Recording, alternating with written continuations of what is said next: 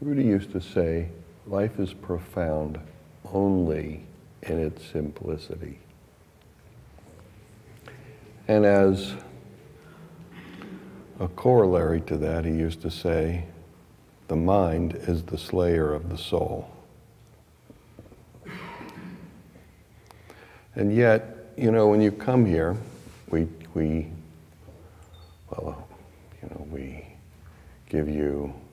talk to you about terms like kundalini and chakras and channels and introduce you to a whole terminology and even actually a conceptual framework that is probably very unfamiliar to you,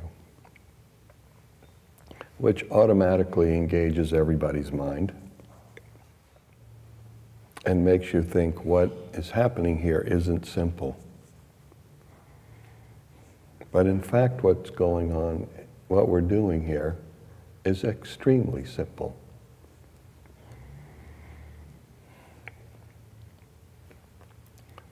Ultimately, you know, I mean, later on you're going to hear about, if you haven't already, you will hear about esoteric Shaivism, which is a model that I am committed to, you know, studied in, committed to, and think is the most elegant model that I have ever seen for a description of the nature of a human being and the world we live in.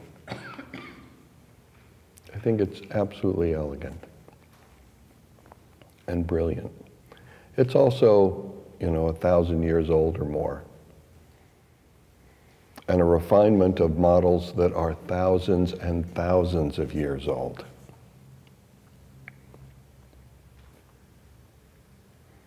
But the fact of the matter is, a model is still a model.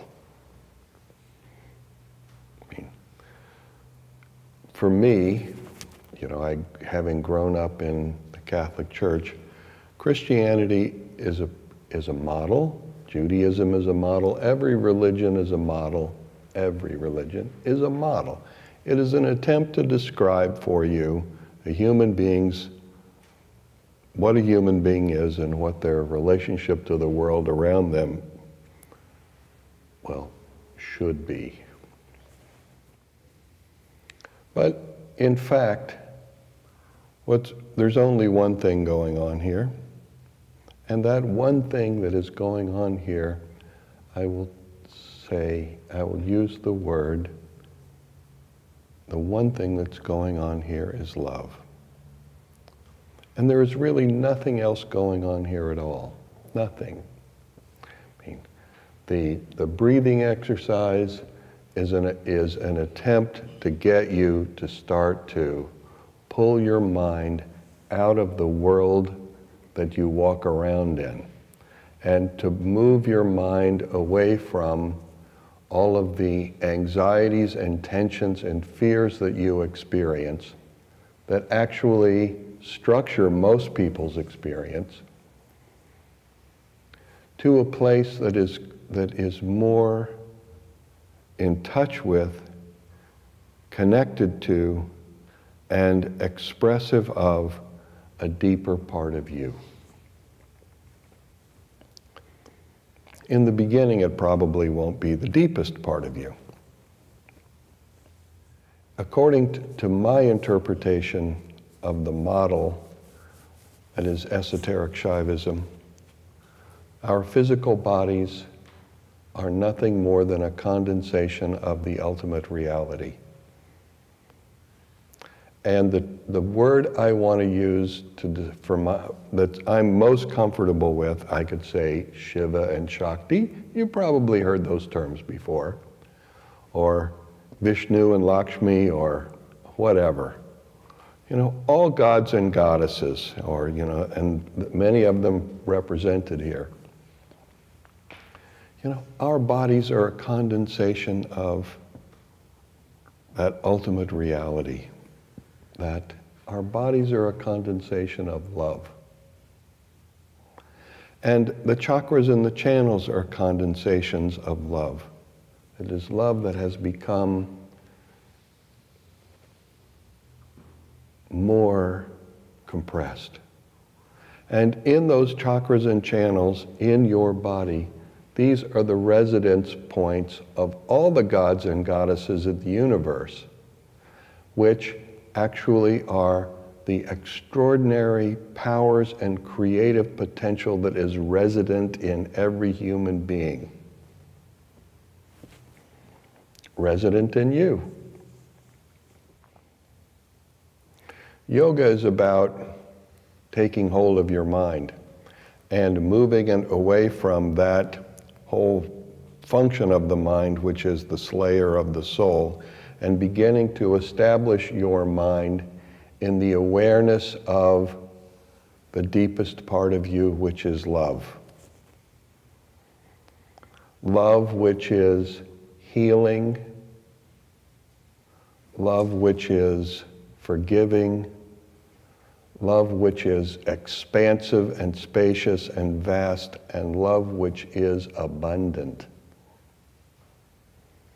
Love has no problem, zero problem. And when you are in touch with the love that is the essence of you, and I'm not going to waste a lot of time tonight because we've already had an experience going through why I say love is the essence of you. But this is the model of esoteric Shaivism that I have studied and which my teaching is totally consistent with, and only the language is changing. And one of these days I'll go through all the details and roll it out for you. Why I say we are nothing but love. Our bodies are love. Our minds and our senses are love. All the activity that distracts us, pulls our attention, grabs our mind, takes us around the block and, makes us think things like good and bad, better and worse.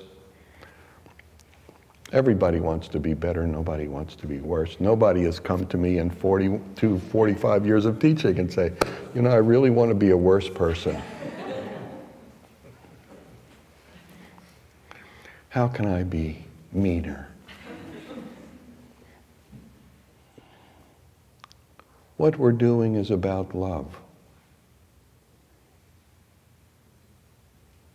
Our meditation is about love. It's about reaching into ourself, making contact with our hearts, holding the awareness of our heart long enough that our heart can start to inform our brain about what is going on inside us that we are not aware of.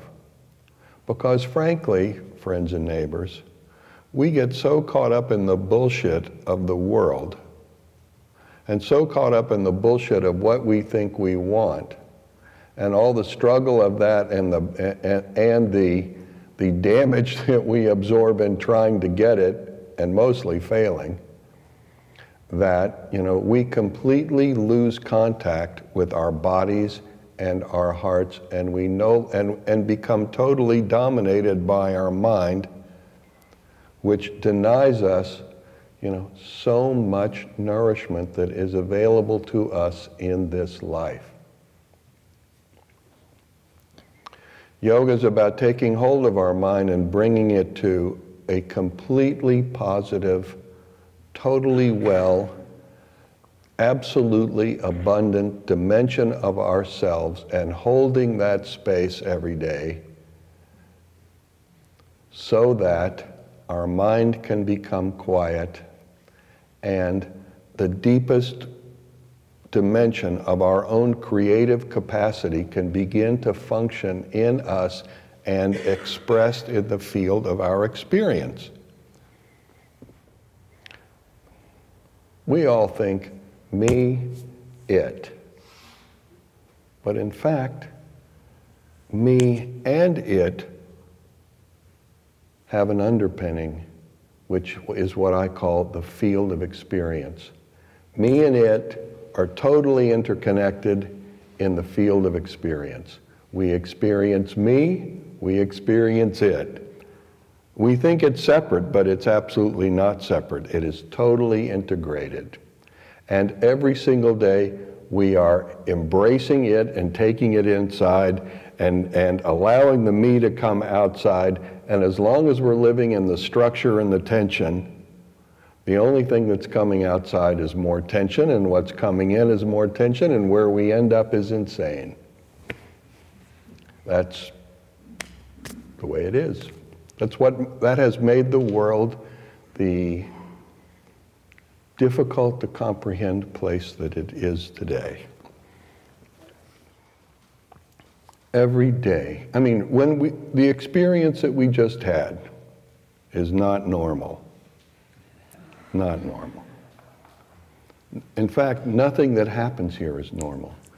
A long time ago, basically I became completely exhausted and fried in the process of arguing for civil rights, arguing for tolerance and for justice, and against the Vietnam War and imperialism. I became completely exhausted and frustrated, and I was seeing what happened in that period made me completely depressed. And so I went off-road. I said, there is no life in front of me that the university has prepared me to live for that I can actually live in. And I just said, okay, and I headed off-road. I turned off the road and went into the woods.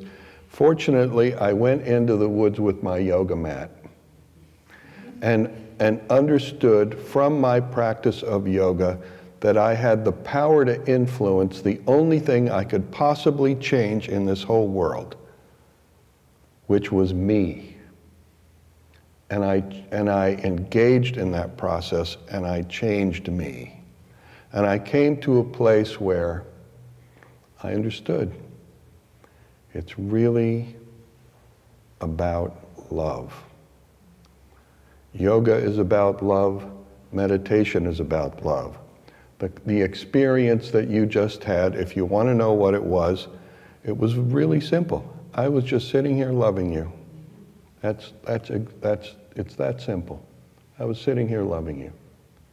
Kundalini is the love that is alive in you.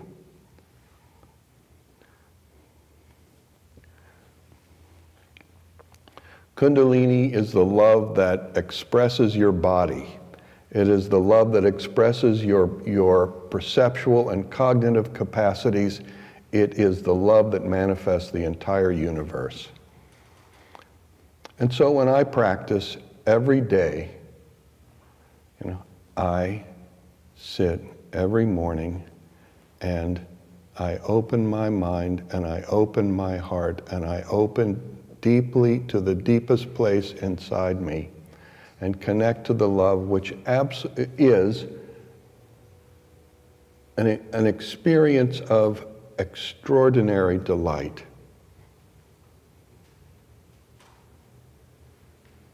And living in that experience, as long as I can, I then rise up and come out into the world and express that love that I have connected to in the form of service to you and this community and whomever presents themselves in front of me to be served. That's how the ashram rose up in the first place 40-some years ago in Bloomington, Indiana. I came back to Bloomington, Indiana with $5 in my pocket. One pair of work boots, one pair of jeans, an insulated sweatshirt, a windbreaker, an air mattress, and a blanket, and a Boy Scout backpack. 2 pairs of socks, 2 pairs of underwear.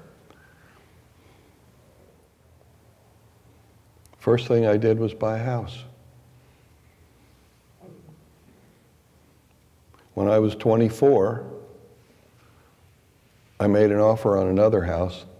The people who sold it to me said, anybody who's 24 and $1 million in debt has to be doing something good. They sold it to me. I was then $1.1 million in debt. The point being that from that place of love, whatever creative expression is appropriate to you, I mean really appropriate to you, will not be denied. It cannot be obstructed. It will be expressed. Most of us never come to a place deep enough to actually connect to that most appropriate creative expression that is our life. And so we struggle with this thing and that thing and so on and so forth endlessly, getting tangled up in drama instead of remembering that life is profoundly simple. And what it's really all about is love. And especially in America, we think, today we love, tomorrow we throw that over, the next day we love somebody else, we love this, we love that, then we don't love it. That's bullshit.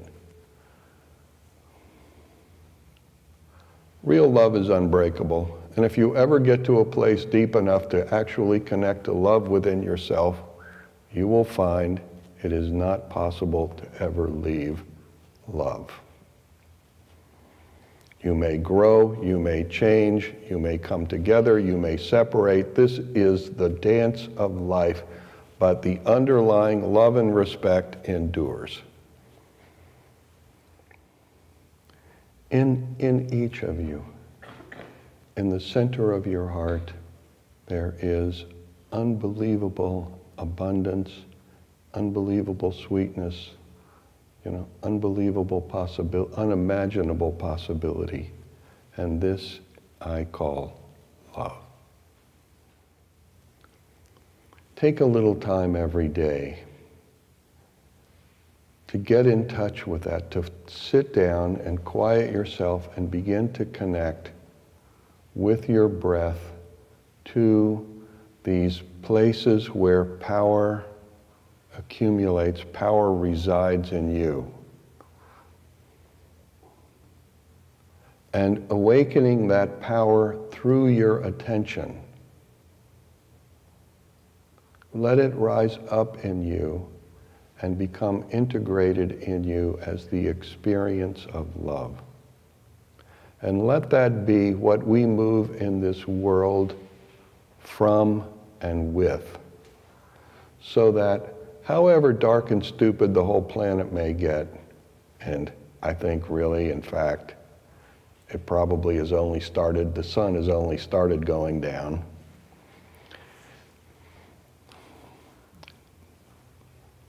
The light in your hearts, the light that is love, that lives in you, because you have made the effort to take away the darkness, the tension, the fear in you. The light in you will shine out and show you the safe way to proceed. And that light will also bless the lives of the people whom you are connected to, the people whose lives your life touches. There's unimaginable possibility in you, and it's just so simple. It's unbelievably simple. It's so sweet and so undramatic, we as human beings just basically can't stand it. But as divine beings, we are nourished by it.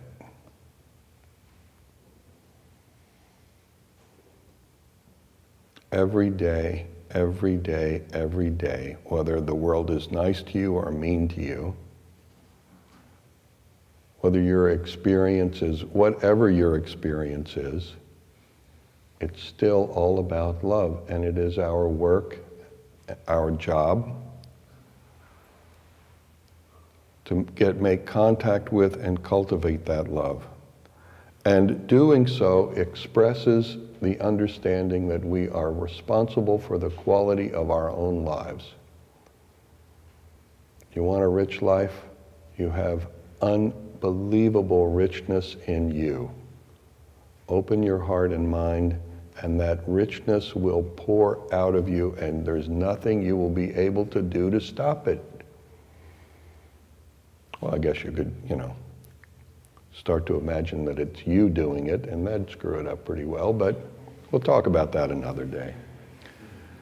What this is about, the whole thing, the only thing this is about, for all the Sanskrit terminology and all the practices, from asana practice to meditation to chud to whatever, everything that goes on here, including breakfast, lunch, and dinner, is all about one thing and one thing only, and that is love.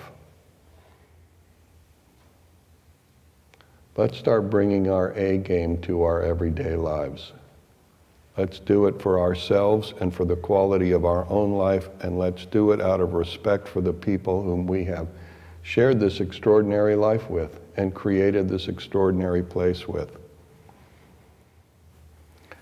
Namaste, everyone.